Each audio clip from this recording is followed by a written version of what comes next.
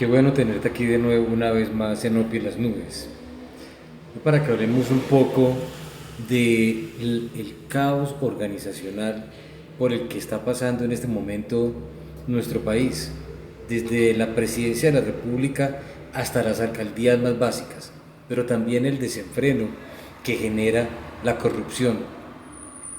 Un importante ideólogo y político colombiano como Carlos Gaviria siempre insistió en una frase similar a la de Mujica en Uruguay: todo aquel político que invierte miles y miles de millones de pesos para poder llegar a su objetivo final, sea una alcaldía, un consejo municipal, una gobernación, congreso o la presidencia finalmente, todos esos miles y miles y miles de millones de pesos tendrán que ser recuperados. En pocas palabras, es mejor que una persona en el sector privado se dedique a generar muy buenos ingresos, pero con el sector público definitivamente la única medida es servir, puesto que para eso es para lo que son elegidos: cumplir con su plan de gobierno, cumplir con su misión, cumplir con su visión de lo que desea esta persona cuando llega al poder.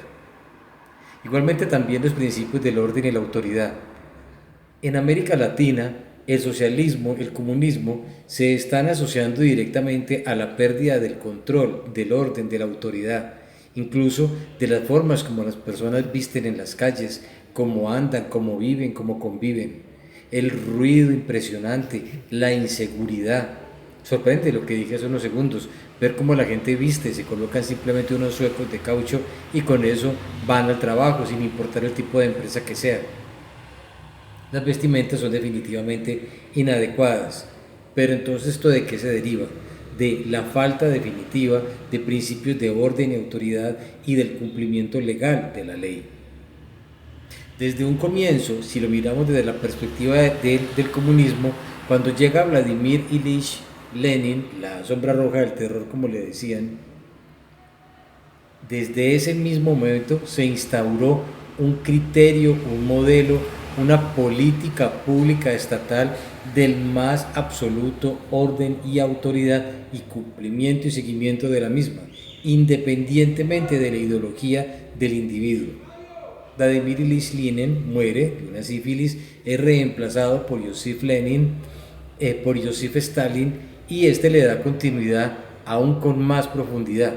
Dirán ustedes cómo, cuándo y por qué. Pues precisamente utilizando la KGB, una policía, un sistema de inteligencia estatal muy complejo y sofisticado. Llega Nikita Khrushchev, llega Brezhnev, llega Gorbachev.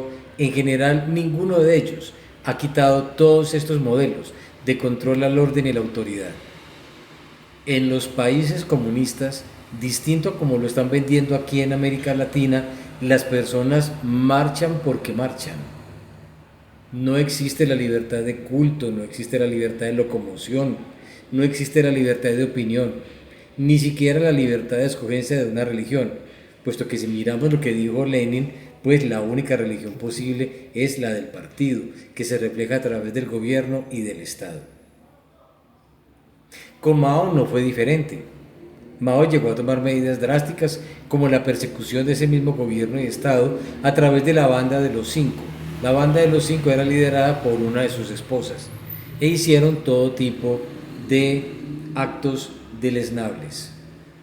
¿Qué es entonces realmente lo que pasa en Colombia?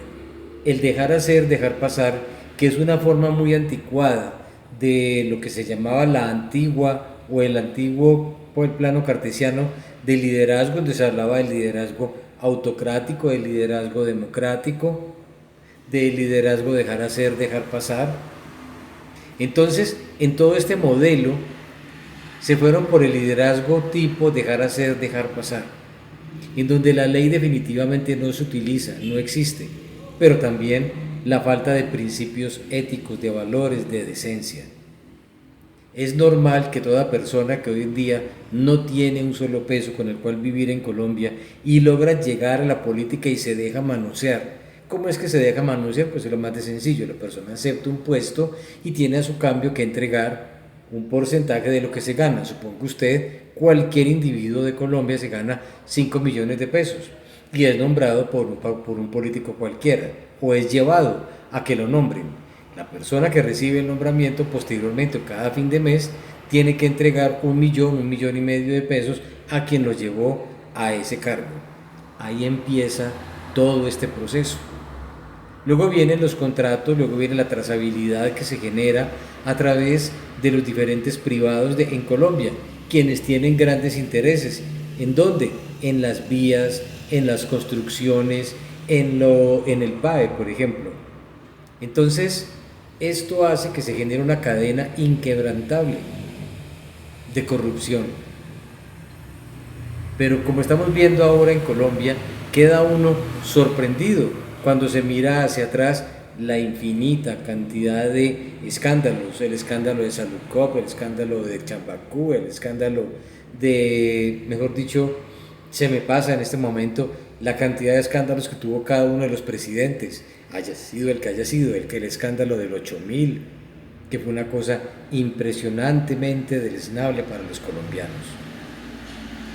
Pero llegamos ahora bajo la premisa de un gobierno de cambio en donde las personas se venden o se vendían inclusive de las poblaciones pequeñas, ubicadas en el Quindío, ubicadas en Armenia, ubicadas en Pereira, personas de la Alianza Verde, quienes se vendieron siempre como personas repletas de ética, de todo tipo de principios, quienes votaron por Álvaro Uribe, por Gustavo Petro en el 2022 y hoy en día pretenden negarlo.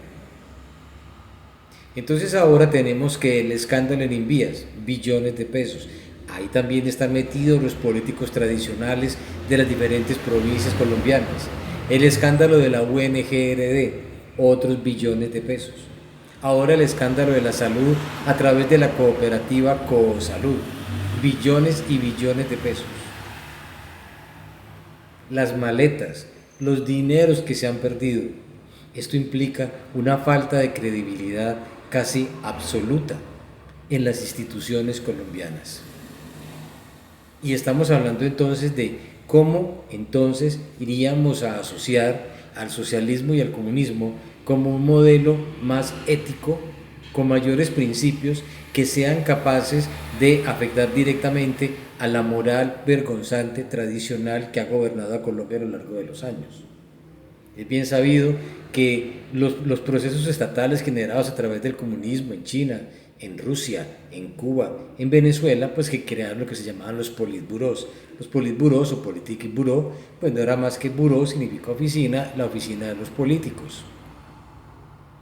Personas que llegaban al poder y pues o se enriquecían o y simplemente pues quedaban rodeados de incluso más lujos que los que tienen los politiqueros tradicionales de Colombia. Me refiero a los de la moral vergonzante tradicional de nuestro país.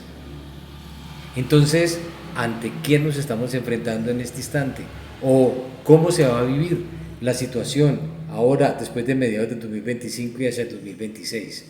Vale la pena entonces reflexionar sobre la ética, sobre la decencia, sobre la honorabilidad, sobre la importancia que tiene que una persona cuando se lanza a la política tenga creado toda una estructura privada de generación y producción de dineros para no tener que vivir toda esta serie de padecimientos.